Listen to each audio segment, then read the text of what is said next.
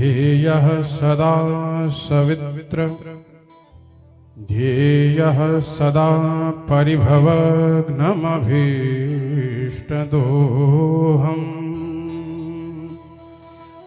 तीर्थास्पदं शिवविरिञ्चिनुतं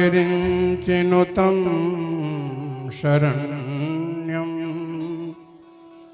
भृत्यार्तिहं प्रणतपालभवाधिपोतम् वन्दे महापुरुषते चरणारविन्दम्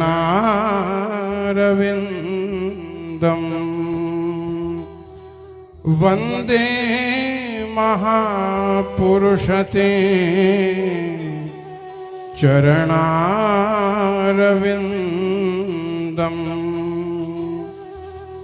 आद्यन्तमङ्गलमजातसमानभावम् आर्यं तमीशमजरामरमात्मदेवम् पञ्चाननं प्रबलपञ्चविनोदशीलम् संभावये मनसि शङ्करमम्बिकेशम् कर्पूरगौरम्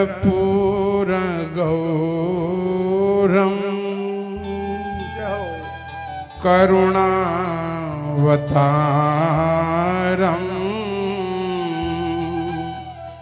संसारसारम्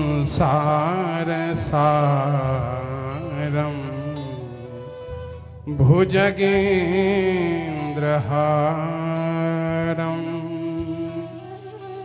सदा वसन्तं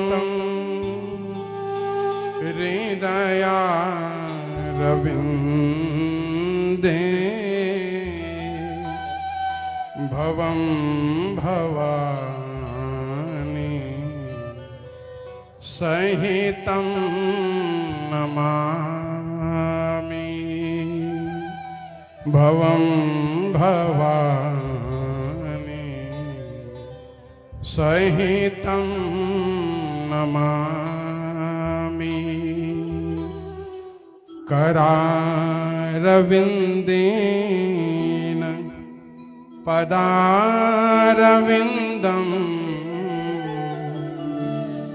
मुखारविन्दे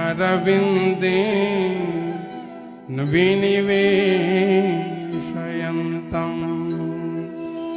वटस्य पत्रस्य पुटेशयानम् बालं मुकुन्दं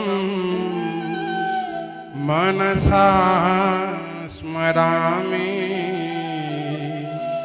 बालं मुकुन्दं मनसा स्मरामि। सर्वप्रथम मेरे परमाराध्य भगवान श्री केदारेश्वर के श्री चरणों में दास का दंडवत प्रणाम। भगवान श्री कृष्ण की वांगमय मूर्ति श्रीमद् भागवत जी के श्री चरणों में दंडवत प्रणाम करते हुए मेरे पूज्य गुरुदेव व्यास पीठ पे विराजमान पूज्य आचार्य श्री के चरणों में दास का दंडवत प्रणाम। मेरे साथ आए हुए केदारनाथ मंदिर के अधिकारी हमारे बड़े भाई श्री प्रदीप श्रीमाल जी को प्रणाम करते हुए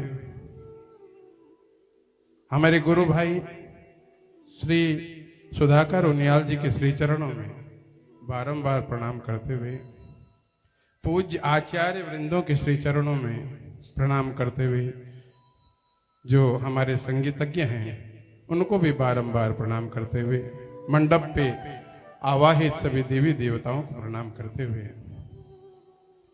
गुरु जी ने मुझे 2 शब्द कहने को कहा है, लेकिन मैं मूढ़ अज्ञानी अकिंचन गुरुदेव के सामने में कुछ बोलने के लिए मेरे होंठ लड़खड़ा रहे हैं, क्योंकि सूर्य को प्रकाश दिखाना असंभव है। और हम और आपका ये बड़ा सौभाग्य है कि आज हम पूज्य गुरुदेव के श्री मुख से कथा श्रवण कर रहे हैं। और मेरा भी ये पहली बार है जो सीधे प्रसारण से मैं आज गुरुदेव के श्री चरणों में बैठकर कथा सुन रहा हूँ। मेरी ये योग्यता नहीं है कि मैं गुरुजी के पास में इस चेयर में बैठकर के कथा सुनूं, लेकिन गुरु प्रसाद होता है। जिस प्रकार विश्वामित्र जी लक्ष्मण और श्री रामचंद्र जी के साथ सीता स्वयंवर में गए थे, तो उनको भी वही स्थान प्राप्त हुआ जो विश्वामित्र जी को प्राप्त हुआ। ये गुरु प्रताप है। गुरु प्रताप से आप रंक से राजा बन सकते हैं, गरीब से धनी बन सकते हैं और जीव से शिव बन सकते हैं। ये गुरु प्रताप है। हम सबका परम सौभाग्य है। ये बहुत साधारण बात नहीं है कि आज पूज्य गुरुदेव बद्री वन से आकर आपके यहाँ बुलंदशहर में इस कथा गंगा को प्रवाहित कर रहे हैं। गुरुजी साधारण व्यक्ति नहीं है। हम जानते हैं किस प्रकार आजीवन श्रीमन नारायण के श्री चरणों में आजीवन अनवरत रूप से सेवा की, और जो अनुष्ठान का प्रताप है उनके जीवन में आज बुलंदशहर में आपके नगर में वो कथा गंगा को प्रभावित कर रहे हैं। यह आपका सौभाग्य है, हमारा सौभाग्य है। तो साक्षात इस कलयुग के वेद व्यास जी, हम इनको कहें तो कोई अतिशयोक्ति नहीं होगी। ज्यादा बोल गया। वो आप नहीं जान सकते प्रभु, लेकिन आपने इस विश्व को क्या चीज दी है वो आपके सभी भक्त जानते हैं। इसको कहने की आवश्यकता नहीं थी, लेकिन एक बात है, आपके चारों तरफ कथा रूपी गंगा तो बह रही है, लेकिन आपके सर के ऊपर अमृत वर्षा हो रही है गुरु जी के श्री मुख से जो कथा सुन रहे हैं।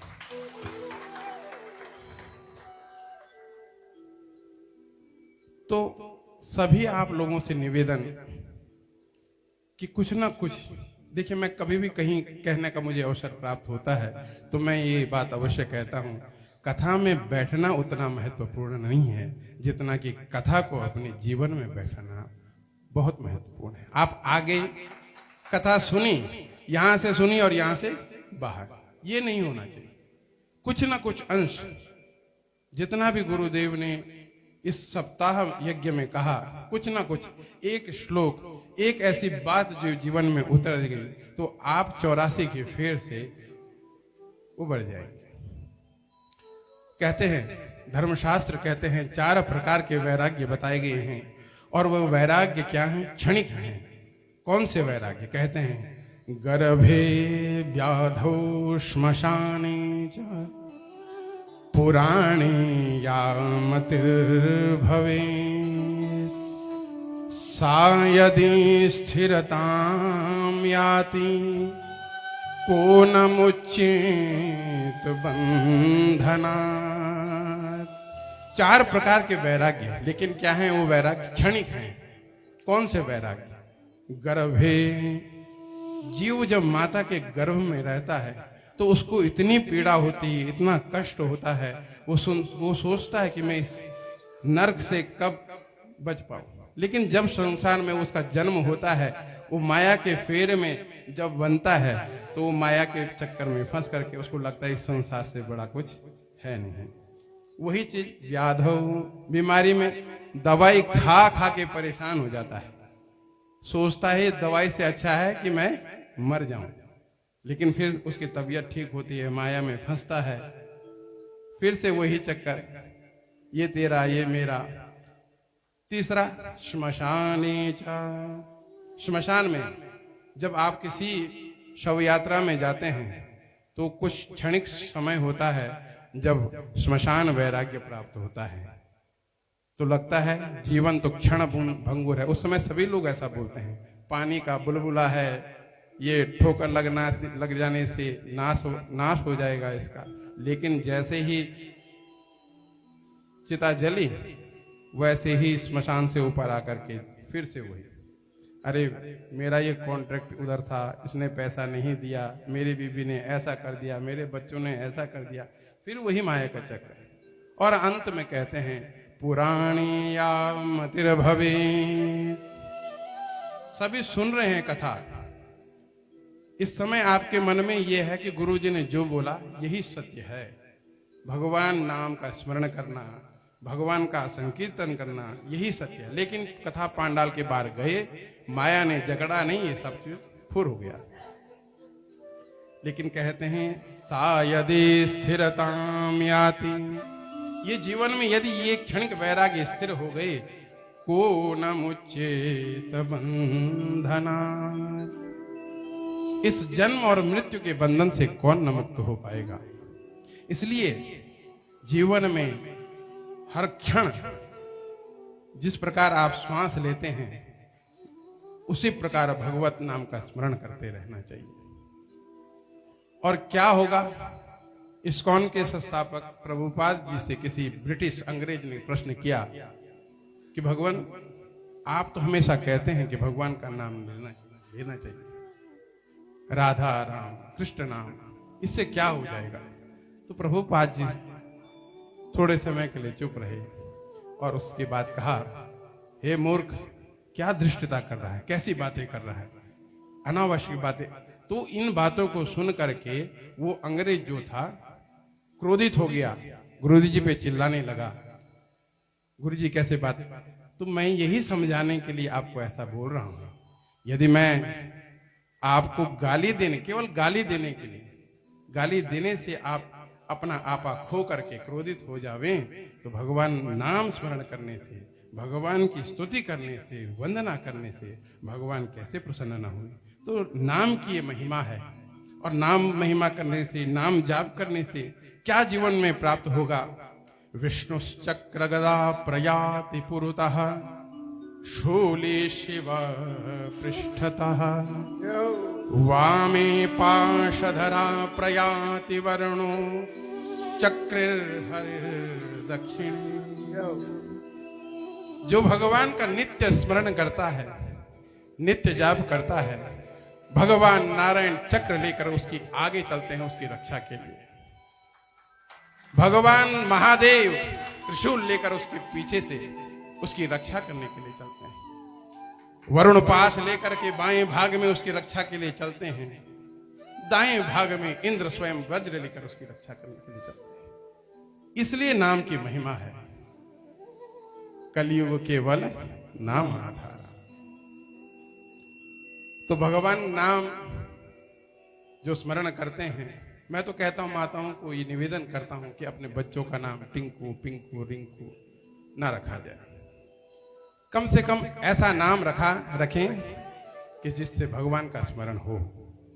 अजामिल की कथा सुनी होगी, गुरुजी ने सुनाई होगी, नारायण नाम था। तो उस नाम का क्या प्रभाव हुआ उसके जीवन में, ये आपको स्वयं पता है। कैसे प्रसन्न होते हैं भगवान। बोलते हैं हम इतने जाप करते हैं, इतना पूजा पाठ करते हैं, इतना सब कुछ करते हैं, फिर भी प्रसन्न नहीं होते। तो मुझे स्मरण नहीं हो रहा है, शायद श्रीमद् भागवत के चतुर्थ स्कंद के 31वें अध्याय में देवर से नारद और मैत्रेय जी का संवाद है। तो प्रश्न किया है मैत्रेय जी ने, तो उसका उत्तर देते हैं श्री नारद जी। किस प्रकार प्रसन्न होते हैं। दयया सर्वभूतेषु संतुष्ट्या येन केन वा, सर्वेन्द्रियोपशान्त्य च तुष्यत्याशु जनार्दनः। आशु तुष्य जनार्दनः, शीघ्र प्रसन्न होते हैं। आशु कहते हैं शीघ्र, जैसे आशुतोष शीघ्र प्रसन्न होने वाले भगवान शंकर, वही अर्थ में आशु तुष्य जनार्दनः। दयया सर्वभूते, प्राणी मात्र पे दया का भाव, उसके कल्याण का भाव। देखिए सोमनाथ जी पर गजनवी ने 17 बार आक्रमण किया, सब जानते हैं। कितना सोना लेके गया, कितने खजाने लेके गए, गजनवी का नाम नहीं है, लेकिन आज भी सोमनाथ अडिग रूप से विद्यमान। देखिए, सनातन का अर्थ यही है, जो नित्य निरंतर है उसको सनातन कहते हैं। बाबरी मस्जिद बनी, टूटी, श्री रामचंद्र जी फिर से विद्यमान हो गए अयोध्या जी। संतुष्ट्यायेन केन वा, जितना मिले भगवान प्रसाद स्वरूप जितना आपको दें उतने में ही संतुष्ट रहना। इधर से व्यापार कर रहे हो, इधर से नौकरी कर रहे हो, इतनी की आवश्यकता नहीं है हमें। साईं इतना दीजिए जामे कुटुंब समाज, मैं भी भूखा ना रहूं साधु ना भूखा, इतना ही होना चाहिए और उसी में संतुष्ट रहना। और अपनी इंद्रियों पे निग्रह करके परमात्मा का भजन करना। इन तीनों चीजों से भगवान जनार्दन शीघ्र प्रसन्न होते हैं। आपने क्या कमाया क्या नहीं सब यहीं रह जाएगा। क्या आभूषण पहने, क्या कपड़े पहने, एक अठन्नी भी आप अपने जीवन से नहीं लेके जा सकते। कोई लेके गया है आज तक? कोई भी नहीं लेके गया, सब यहीं छोड़ना होता है। धर्मशास्त्र कहते हैं धनानि भूमौ पशवश्च गोष्ठा भार्या गृहद्वारि जनैः श्मशाने देहश्चितायां परलोकमार्गे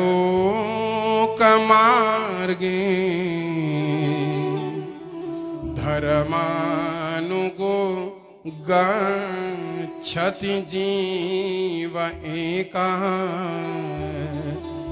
धर्मानुगो गच्छति जीव एकः। जितना जीवन में आपने धन कमाया है वो सब यहीं पृथ्वी पर छोड़कर जाना होगा। आपने जितने पशु बांधे हैं सब गोष्ठ में बंद कर रह जाएंगे। आपकी पत्नी आपको घर के द्वार तक ही छोड़ने आएगी। जितने भी सगे संबंधी हैं आपके मित्र हैं, वो सब आपको श्मशान तक ही छोड़ने जाएंगे। यहां तक कि आपकी देह भी आपका साथ केवल चिता तक दे जाएगी। आपके साथ क्या जाएगा? कभी विचार कीजिएगा, जाएगा तो क्या जाएगा? धर्मानुगो गच्छति जीव एकः। जितने भी आपने पुण्य के कार्य किए हैं, धर्म के कार्य किए हैं, वही आपके साथ जाने वाले हैं। जैसे यजमान परिवार ने आज यहाँ पे अपने कुल का उद्धार तो किया ही किया। सतरति सतरति सलोकांश तारयति, अपने आप तो तरते ही हैं लेकिन समस्त लोक के कल्याण को करने का कार्य भी वो करते हैं। यजमान ने अपने पिछली 7 कुल का उद्धार, अगले 7 कुल का उद्धार तो कर दिया, लेकिन यहाँ पे तमाम आप जैसे भक्त वृंद यहाँ पे आए हैं, उनका भी कल्याण सुनिश्चित। तो यजमान परिवार धन्यवाद के पात्र हैं। जो आपका ये भगीरथ प्रयास है, वो भगीरथ अलग थे और आज के भगीरथ आप हैं, जो बद्रीनाथ से ये कथा गंगा को बुलंदशहर में आपने बहाया। ये आप धन्यवाद के पात्र हैं और जिससे आपका भी उद्धार हुआ ही और मुझ जैसे मूर्ख प्राणी का भी उद्धार हो गया। तो इन्हीं 2 शब्दों को मैं अपने आराध्य देव भगवान श्री केदारनाथ जी, मेरे पूज्य गुरुदेव व्यास जी महाराज जी के श्री चरणों में समर्पित करते हुए, बोलो केदारेश्वर महादेव की जय, बदरी विशाल भगवान की जय, श्री श्री अम्बे मातु की जय, श्री भागवत महापुराण की जय, व्यास जी महाराज की जय, सत्य सनातन वैदिक धर्म की जय। ओम नमः पार्वती पतये हर हर महा